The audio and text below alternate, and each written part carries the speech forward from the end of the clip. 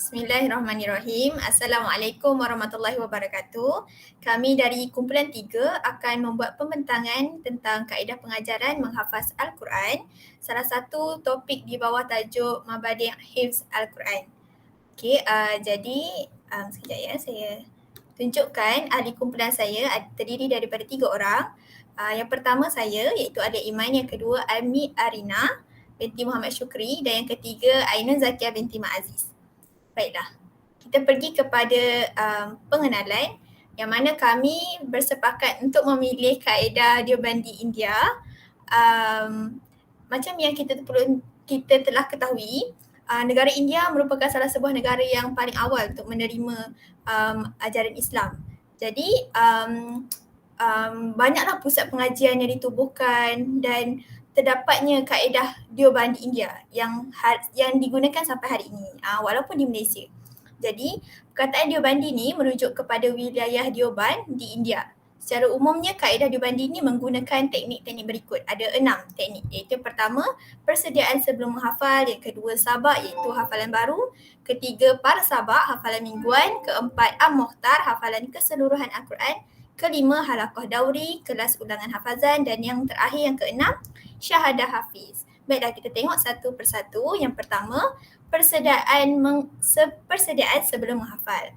Baiklah, yang pertama, pelajar akan diletakkan dalam beberapa kumpulan dan setiap kumpulan tu mempunyai seorang guru dengan pelajar 15 hingga 20 orang sahaja. Dan dalam kumpulan tu umur pelajar terdiri daripada 12 sehingga 17 tahun. Dan penentuan kumpulan ni ditentukan dalam mesyuarat yang dilakukan oleh pihak ustaz. Jadi ustaz akan tengoklah tahap murid dan sebagainya dan mereka akan tetapkan dalam kumpulan ni murid mana yang layak berada kumpulan ni, murid mana yang layak berada kumpulan kedua, macam tu. Okey, seterusnya. Dalam kaedah ini, dalam sebelum hafalan ini ada 2 kelas, iaitu kelas nazirah ataupun pratahfiz dan yang kedua kelas tahfiz Al-Quran. Kelas nazirah ataupun pratahfiz ni adalah bertujuan untuk membantu pelajar dalam melancarkan bacaan Al-Quran sebelum menghafaznya. Yang mana kelas ni dikhususkan kepada pelajar yang lemah dari sudut pembacaan Al-Quran. Kelas tahfiz Al-Quran pula sebaliknya lah. Kelas ni dikhususkan untuk pelajar untuk menghafaz Al-Quran. Yang mana dalam kumpulan ini berbezalah daripada kelas nazirah. Murid tu lebih baik sedikit. Pelajar akan diletakkan mengikut kumpulan tertentu dalam bentuk bulatan ataupun kita panggil teknik halaqah. Jadi seorang guru akan mengetahui kumpulan pelajar tersebut dan memantau setiap pergerakan pelajar. Guru tersebut mestilah seorang yang telah pun menghafal Al-Quran dan pelajar dikehendaki duduk dan tidak dibenarkan untuk bersandar pada dinding kelas. Kenapa mereka tak boleh sandar pada dinding kelas? Sebab ini untuk mengelakkan mereka daripada tertidur. Macam tu. Okey, kemudian kita pergi kepada kaedah yang kedua iaitu sabak ataupun hafalan baru. Yang mana sebelum subuh, pelajar mula menghafal hafalan baru ataupun sabak. Penentuan kadar hafalan ini ditentukan berdasarkan kemampuan pelajar. Jadi adalah murid yang akan baca 1 muka surat, 2 muka surat dan boleh ada sampai yang 4 muka surat pun ada. Ikut kemampuan pelajar itu sendiri.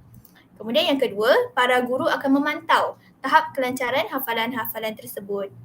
Sekiranya pelajar tersebut tak hafal, tidak lancar hafalan hari sebelumnya, mereka akan dikurangkan dari sudut hafalan baru. Bagi memudahkan hafalan, pelajar akan mula menghafal dari juzuk 30, seterusnya juzuk 29, 28, 27 dan 26. Setelah itu barulah pelajar akan memulakan hafalan dari juzuk 1 sehingga juzuk 25. Sebab apa? Sebab 5 juzuk yang terakhir ni bagi mereka terdiri daripada ayat-ayat yang pendek dan mudah untuk mereka menghafal. Macam tu. Jadi 7.30 pagi mereka akan berehat untuk sarapan pagi bersama-sama di Dewan Makan. Kemudian 8.30 pagi kelas sabak tu akan disambung semula sehingga pukul 9.30 pagi. Jadi secara keseluruhannya pelajar ni ada sekitar 4 jam sahaja waktu untuk sabak ataupun hafalan baru. Okey, itu kaedah yang pembahagian pertama dan kedua dalam kaedah Deobandi India. Kemudian akan disambung oleh Aimi Arina. Okey, seterusnya kita akan pergi kepada kaedah para sahabat iaitu dikenali sebagai hafalan mingguan.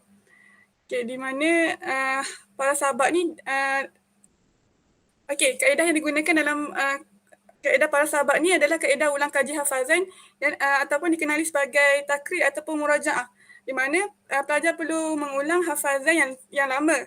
Manakala yang seperti yang saudari Iman terangkan tadi, pelajar perlu ulang hafazan yang baru dan menghafaz surah yang baru. Tapi para sahabat ni adalah hafalan mingguan untuk pelajar mengulang hafazan yang lama. Okay.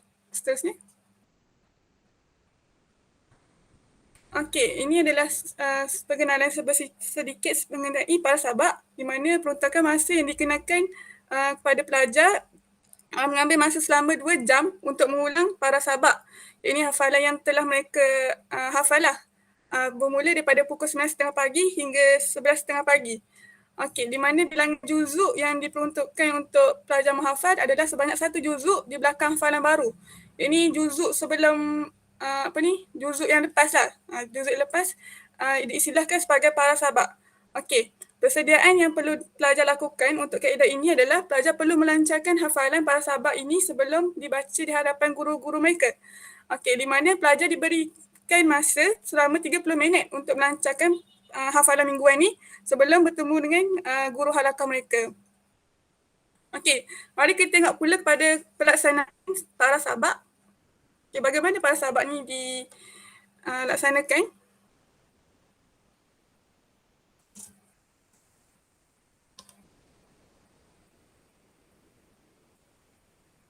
Okey, mula-mula sekali, pelajar telah dibahagikan dengan pasangan masing-masing, di mana pasangan pelajar itu mestilah mereka yang sama tahap hafalan. Contohnya, kalau pelajar tu menghafaz juzuk 5 sehingga juzuk 5, jadi pasangan dia pun perlulah menghafaz juzuk yang sama ataupun yang lebih kurang lah. Okay, seterusnya, pelajar ini akan dipanggil dengan pasangan masing-masing untuk duduk berhadapan dengan guru mereka. Okey, seterusnya, seorang pelajar akan membaca sebanyak 1 juzuk, manakala pasangannya akan menyemak bacaan tersebut dengan melihat kepada mushaf Al-Quran. Okey, sekiranya berlaku kesilapan, pasangan tersebut akan mengira bilangan kesalahan dan dilaporkan kepada guru halaqah. Guru halaqah. Okey, begitu seterusnya, pasangan tersebut perlu pula akan membaca dan disemak oleh rakannya. Di mana dalam kaedah pelaksanaan para sahabat ini, guru bertindak sebagai pemerhati supaya para sahabat setiap pasangan supaya berjalan dengan lancar. Okey, saya lupa tadi. Okey, kalau sekiranya berlaku kesilapan bacaan, rotan akan digunakan sebagai hukuman dari kesilapan yang dilakukan oleh pelajar. Okey, itu saja. Seterusnya, kita akan pergi pula kepada kaedah seterusnya. Okey, seterusnya kaedah Am-Muhta. Okey, Am-Muhta ataupun dikenali sebagai hafalan keseluruhan Al-Quran, di mana muhta bermaksud membaca dan menyemak hafalan ulangan 1 juzuk penuh dari juzuk yang baru khatam. Okey, tadi kalau para sahabat dia menghafaz 1 juzuk yang lepas, tapi yang ni menghafaz keseluruhan juzuk yang telah pelajar hafal. Faham semua? Okey, sama. Okay, bilangan juzuk yang diperuntukkan adalah ayat Al-Quran yang telah lama dihafal dan melebihi 1 juzuk di belakang hafalan yang terkini. Seperti yang saya cakap tadi lah. Okay, tempoh pelaksanaan Am-Muhta diperuntukkan masa sebanyak 1 jam 30 minit untuk mengulang Am-Muhta ataupun hafalan yang lama lah. Okay, daripada 2.30 petang hingga ke 4 petang. Okay, seterusnya 30 minit, sebanyak 30 minit akan diberikan pada pelajar untuk melancarkan bacaan sebelum pelajar berhadapan dengan guru masing-masing. Okey, cara pelaksanaan secara ringkas. Okey, susunan bacaan Am-Muhta perlu mengikut susunan juzuk Al-Quran, di mana mengikut juzuk 1, 2, 3 dan seterusnya lah. Kaedah ini menjadi satu pusing yang lengkap bagi semua hafalan lama. Okey, mari kita tengok pula pada pelaksanaan Am-Muhta. Macam mana Am-Muhta ni dilaksanakan? Okey, mula-mula sekali pelajar akan diberikan masa sebanyak 30 minit untuk melancarkan bacaan Am-Muhta. Okey, di mana dalam pada waktu ini kaedah tasmid digunakan dengan di mana pelajar akan memperdengarkan hafalan mereka kepada rakan ataupun pasangan mereka sendiri. Kaedah tasmid ini digunakan bertujuan untuk memastikan bacaan mereka betul supaya tidak ada masalah kesalahan tanda baris, tertukar huruf ataupun tertinggal ayat. Okey. Seterusnya, kemudian pelajar akan dipanggil ke hadapan guru untuk memperdengarkan bacaan bersama pasangan masing-masing. Okey, kaedah ini lebih kurang dengan kaedah para sahabat tadi. Di mana pelajar secara berpasangan akan mendengarkan hafalan mereka di hadapan guru. Okey, seterusnya kaedah al-muhtar ini perlu menjadi satu pusingan lengkap bagi semua hafalan lama. Contohnya, seorang pelajar sedang menghafal juzuk ke-15, maka memerlukan 14 hari dengan kadar 1 juzuk sehari bacaan al-muhtar. Okey. Seterusnya, susunan bacaan al-muhtar perlulah mengikut susunan juzuk Al-Quran. Perkara ini penting bagi memastikan hafalan lama tidak hilang dari ingatan pelajar. Okey, sekitar 15 minit sebelum waktu asar, pelajar akan diajar tentang fardu ain oleh guru halakah masing-masing. Okey, ini adalah sebagai tambahan lah. Selain pelajar menghafal, pelajar juga diberikan pengetahuan pasal fardu ain. Okey. Akhir sekali, kaedah ini berterusan sehingga pelajar selesai menghafaz 30 juzuk Al-Quran. Setelah itu, pelajar akan memasuki peringkat syahadah persediaan untuk peperiksaan keseluruhan Al-Quran. Okey. Peringkat syahadah ini kaedah seterusnya lah yang akan diterangkan oleh saudari Aina Zakia. Okey, silakan saudari Aina. Dan Cik Iman molek. Terima kasih saudari Aini dan Iman untuk pembentangan yang sangat jelas. Okey, insyaAllah tanpa melengahkan masa, kita akan sambung pula kepada halaqah dauri atau lebih dikenali sebagai kelas ulangan hafalan. Okey, untuk halaqah dauri ni, okey, kebiasaannya para pelajar ni akan mengambil masa dari 6 bulan hingga 2 tahun untuk melalui keseluruhan halaqah dauri ni. Okey, namun sekiranya pelajar ni tidak lancar mana-mana bahagian dalam Al-Quran, para pelajar ni dikehendaki membaca sabak semula bagi ayat-ayat tersebut. Okey, dalam kelas dauri ni juga, para pelajar ni akan membaca dengan tidak menurut susunan juzuk dalam Al-Quran. Okey, ni kerana Al-Quran ni akan dibahagikan kepada 3 bahagian. Okey, iaitu kepada 10 juzuk pertama, 10 juzuk kedua dan 10 juzuk yang ketiga. Okey, untuk hari pertama, pelajar ni akan baca juzuk pertama. Hari kedua pula juzuk yang ke-11. Hari ketiga juzuk 21. Manakala untuk hari keempat, dia akan bermula daripada juzuk yang kedua. Hari kelima juzuk yang ke-12 dan seterusnya hingga khatam beberapa kali. Okey. Next. Okey. Metod bacaan halaqah dauri ni pula adalah sama dengan bacaan al-mukhtar yang telah diterangkan oleh Aini Adina tadi. Dan pelajar ni akan diberikan pasangan dan dibaca di hadapan guru.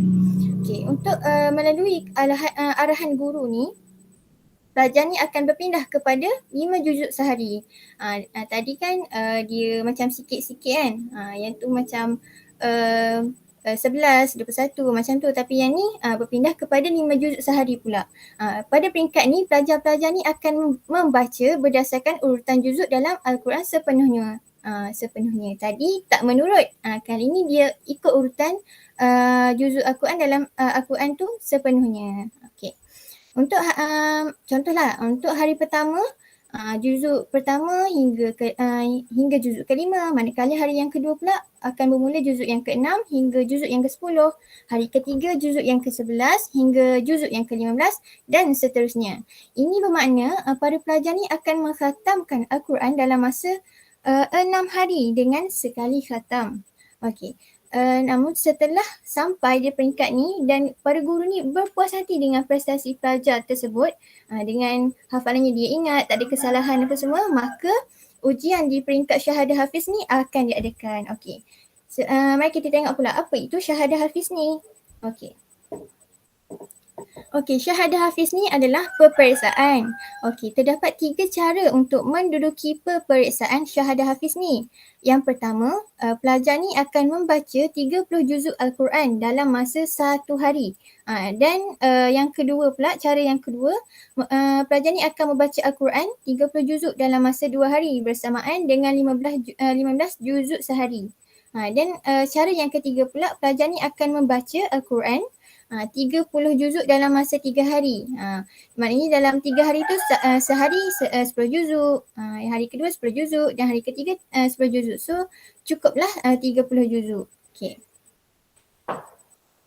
Okey. Dan pelajar yang menduduki peperiksaan akhir ni iaitu peperiksaan syahadah hafiz ni akan disemak oleh 3 orang guru. 2 daripada guru-guru tu adalah guru daripada halaqah-halaqah yang lain. Dan peperiksaan akan bermula pada jam 7 pagi dan setiap juzuk Al-Quran tu akan mengambil masa sekitar 30 minit sahaja.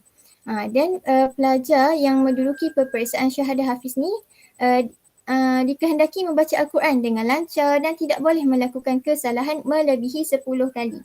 10 kali.